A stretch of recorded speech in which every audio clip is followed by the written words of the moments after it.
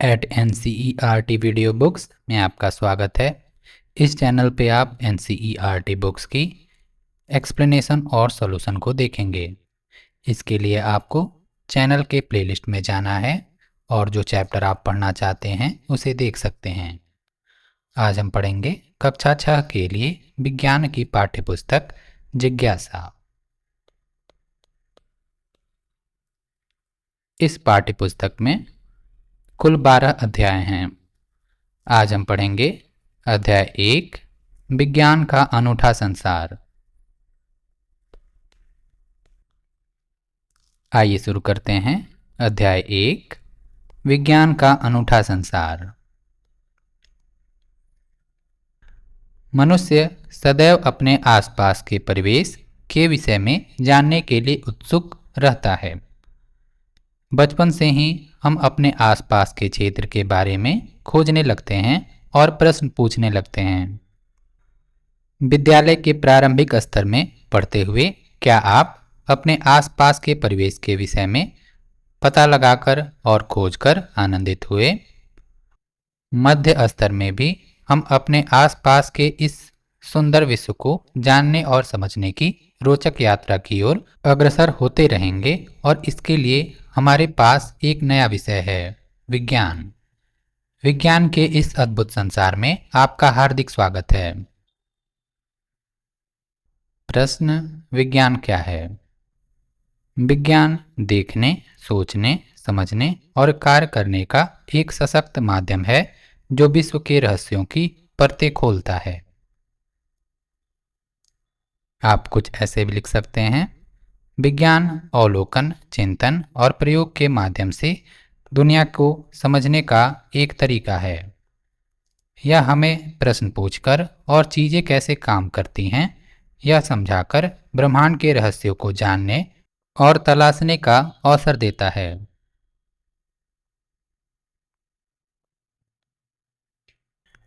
यह एक रोमांचक साहसिक कार्य की तरह है जहां हम प्रश्न पूछते हैं, प्रकृति के विभिन्न आयाम खोजते हैं और यह समझने का प्रयास करते हैं कि ये सब आखिर होता कैसे है।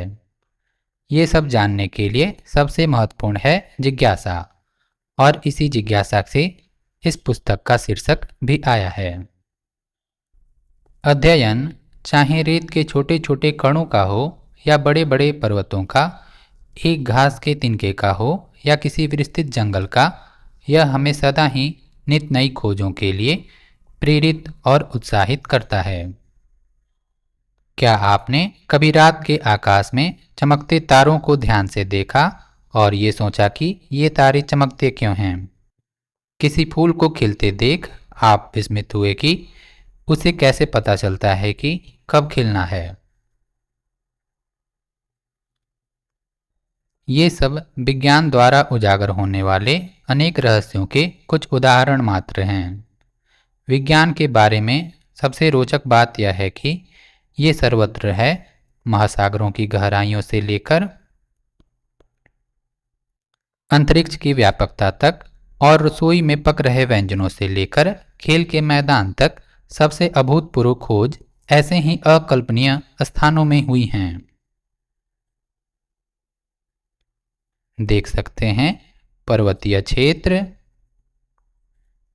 मरुस्थल, समुद्र तट, समुद्र के भीतर का दृश्य, मंदाकिनी आकाशगंगा को।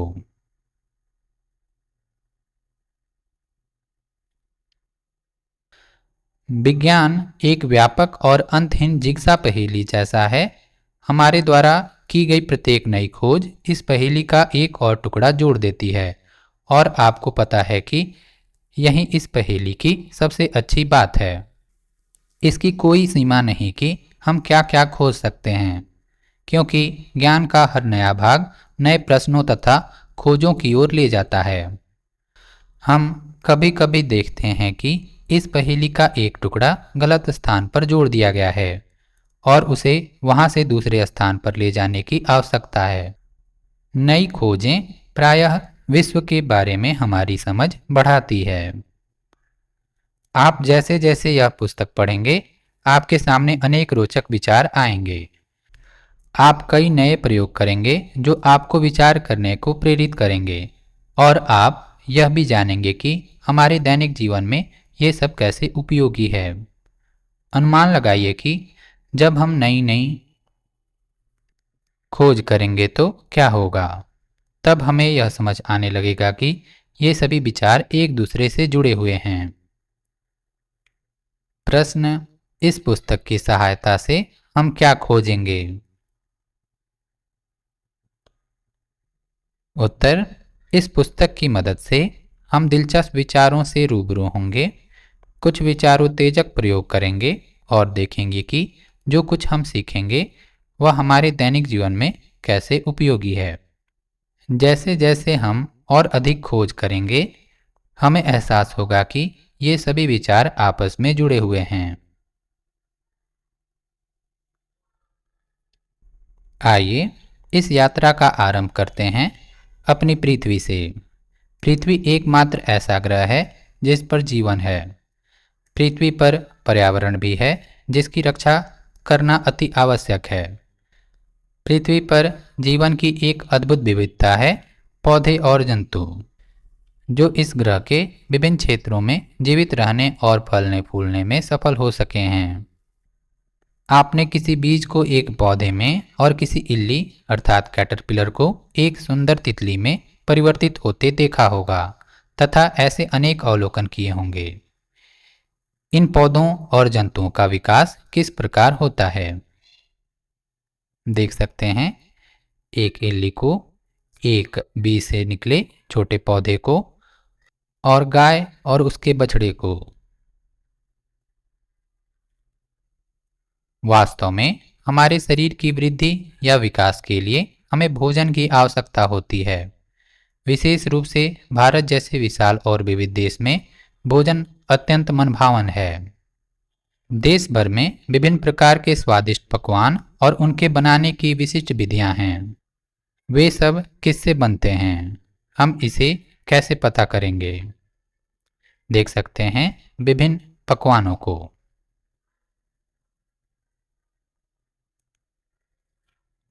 हमें जीवित रहने के लिए भोजन के साथ साथ जल की भी आवश्यकता होती है। जल एक अत्यंत आनंददायक पदार्थ है। क्या आप कभी बारिश में दौड़े, भागे और कूदे हैं? क्या आपने कभी सोचा कि बारिश क्यों और कैसे होती है? क्या आपने ध्यान दिया कि जल ठंडा करने पर बर्फ बन जाता है और गर्म करने पर उबलने लगता है? क्या आपको भी गर्मी में ठंडा जल पीने या सर्दियों में गर्म जल से नहाने में आनंद आता है? हम गर्म और ठंडे को कैसे समझते हैं? चाहे वह जल हो या जोर से तपते हमारे शरीर का तापमान, कोई वस्तु कितनी गर्म है यह ज्ञात करना महत्वपूर्ण है। देख सकते हैं जल वाष्पीकरण से बने बादल को और जल के संघनन से बनी बारिश की बूंदों को। और फिर हमारे आसपास अनेक प्रकार की वस्तुएं हैं।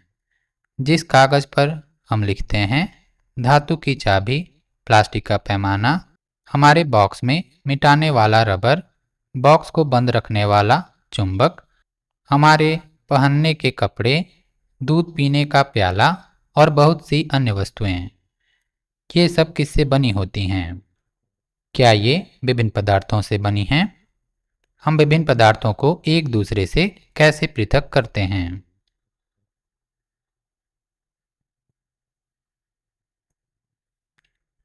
इस पुस्तक की यात्रा में हम जैसे जैसे आगे बढ़ेंगे वैसे वैसे इस पृथ्वी पर विद्यमान प्रत्येक वस्तु के बारे में प्रश्नों की एक अंतहीन सूची सी बनती जाएगी। किंतु प्रश्नों की यह सीमा केवल पृथ्वी के लिए ही क्यों हो? हम उससे परे सूर्य, चंद्रमा और आकाश में चमकने वाले लाखों तारों पर भी प्रश्न पूछ सकते हैं। चाहे आपको किसी पत्ती की संरचना के बारे में जानना हो, या यह कि वस्तुएं कैसे गति करती हैं, या यह कि मूंगफली के छिलके को कैसे अलग करते हैं, इस पुस्तक का प्रत्येक अध्याय आपकी जानने की इच्छा को तो जागृत करेगा ही, संभवतः आपके मन में अनेक प्रश्न भी पैदा करेगा। प्रश्न: हम स्वयं अपने प्रश्नों के उत्तर ढूंढने का प्रयास कैसे कर सकते हैं?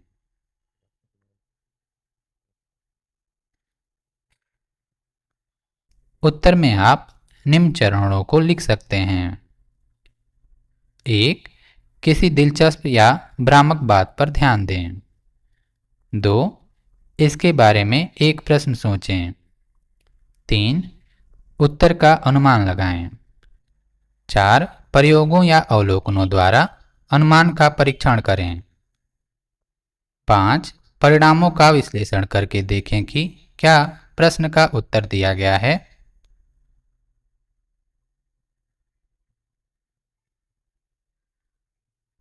चाहे आपने ध्यान न दिया हो, फिर भी आप अनेक प्रश्नों के उत्तर अब तक ढूंढते रहे होंगे।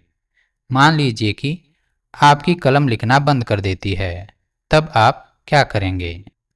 आप शायद अपने आप से प्रश्न पूछेंगे, मेरी कलम ने लिखना क्यों बंद कर दिया? आप यह अनुमान लगाएंगे कि कलम में स्याही समाप्त हो गई होगी। तब आप इस अनुमान का परीक्षण कलम खोलकर और रिफिल की स्याही जांच कर करेंगे। यदि वह खाली है तो आप जान जाएंगे कि आपका अनुमान सही था। परंतु मान लीजिए कि आप देखते हैं कि स्याही समाप्त नहीं हुई है, तब आप क्या करेंगे? आप एक और अनुमान लगाएंगे कि संभवतः स्याही सूख गई है। इसकी जांच करने के लिए कि यह अनुमान सही है या नहीं, अब आप कुछ और करने का प्रयास करेंगे। वास्तव में विज्ञान ऐसे ही कार्य करता है। आपके यह जानने का प्रयास कि आपकी कलम ने लिखना क्यों बंद कर दिया, वैज्ञानिक विधि का एक उदाहरण है। क्रियाकलाप 1। आइए सोचें और लिखें। एक ऐसी ही अन्य समस्या के बारे में लिखें जिसे आपने हल करने का प्रयास किया हो। आपने किन चरणों का पालन किया? विज्ञान केवल तथ्यों एवं आंकड़ों को याद करना अथवा केवल प्रयोग करना नहीं है। विज्ञान चरण दर चरण प्रक्रिया का पालन करते हुए हमारे प्रश्नों के उत्तर ढूंढने में सहायक होता है। वे कौन से चरण हैं जिनका हम अनुपालन करते हैं? सबसे पहले जो हमें रुचिकर लगता है या जिसे हम समझ नहीं पाते हैं, हम उसका अवलोकन करते हैं। यह हमें अचंभित करता है और शायद हम उसके बारे में एक प्रश्न सोचते हैं। इसके बाद हम उस प्रश्न के संभावित उत्तर का अनुमान लगाते हैं। इस अनुमान का हम प्रयोगों और अधिक अवलोकनों द्वारा सत्यापन करते हैं। इसके बाद हम परिणामों का विश्लेषण करने का प्रयास यह देखने के लिए करते हैं कि क्या इससे वास्तव में हमारे प्रश्न का उत्तर प्राप्त हुआ या नहीं। वैज्ञानिक वे लोग होते हैं जो समस्याओं का हल ढूंढने अथवा नई वस्तुओं की खोज करने के लिए वैज्ञानिक विधि का प्रयोग करते हैं। परंतु क्या कोई भी व्यक्ति जो वैज्ञानिक विधि का पालन करता है एक वैज्ञानिक की तरह कार्य करता है? भोजन पकाने वाला व्यक्ति यह सोचकर हैरान हो सकता है कि दाल कुकर से बाहर कैसे निकली। क्या कुकर में बहुत अधिक पानी था? साइकिल की मरम्मत करने वाले व्यक्ति के बारे में सोचिए जो यह ढूंढने का प्रयास कर रहा है कि टायर में हवा कैसे निकली, हवा कहाँ से बाहर निकल गई। या कोई विद्युत ठीक करने वाला व्यक्ति यह ढूंढने का प्रयास कर रहा है कि विद्युत बल्ब क्यों नहीं जल रहा। क्या कोई समस्या बल्ब में है या स्विच में? जब हम प्रश्न पूछने और इनका उत्तर ढूंढने का प्रयास करते हैं तो एक तरह से हम सभी वैज्ञानिकों जैसा कार्य करते हैं। क्रियाकलाप 2। आइए सोचें और लिखें। आप दैनिक जीवन की एक ऐसी परिस्थिति का वर्णन करें जहां कोई व्यक्ति वैज्ञानिक विधि का अनुसरण करता है। क्या आपने अनुभव किया कि हमारे दैनिक जीवन में ऐसी अनेक परिस्थितियां आती हैं जहां हम जाने अनजाने वैज्ञानिक विधि का प्रयोग करते हैं। हम सभी एक सीमा तक वैज्ञानिक विधियों का अनुसरण करते हैं, जो हमें हमारी समस्याओं को हल करने एवं ब्रह्मांड के रहस्यों का समाधान निकालने की क्षमताओं को बढ़ाती है। यह समझना आवश्यक है कि विज्ञान को समझने और सीखने के लिए जिज्ञासु और आसपास के वातावरण का अवलोकन करना सर्वोपरि है। जब हम जिज्ञासु होते हैं, तब हम प्रश्न पूछने लगते हैं, कैसे और क्यों। स्मरण रखिए कि यह संसार वस्तुओं का एक भंडार है और हम नहीं जानते कि और भी कितनी ही वस्तुएं हैं जिन्हें खोजना अभी शेष है। क्रियाकलाप 3। आइए विचार करें और लिखें। यदि आपको किसी वस्तु या घटना के बारे में प्रश्न पूछना है कि यह क्यों होती है, तो उसके बारे में आप क्या पूछेंगे? आप अपने प्रश्नों का उत्तर किस प्रकार खोजेंगे, यह लिखने का प्रयास कीजिए। वैज्ञानिक खोजें अकेले कम होती हैं। दुनिया भर के वैज्ञानिक प्रायः एक दूसरे के साथ बड़े बड़े समूहों में कार्य करते हैं। इसलिए यदि आप स्वयं उत्तर नहीं ढूंढ पाते हैं, तो अपने मित्रों से निसंकोच सहायता मांगिए। साथ मिलकर खोजना सदैव अधिक आनंददायक होता है।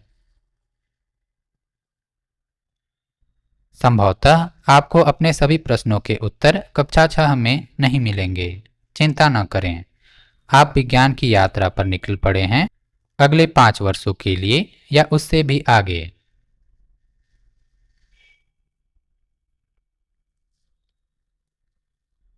जिस प्रकार बच्चे बारिश का आनंद लेते हैं, उसी प्रकार विज्ञान भी एक आनंददायक खोज जैसा होता है। विज्ञान की इस यात्रा का आनंद लें और खोज करते रहें।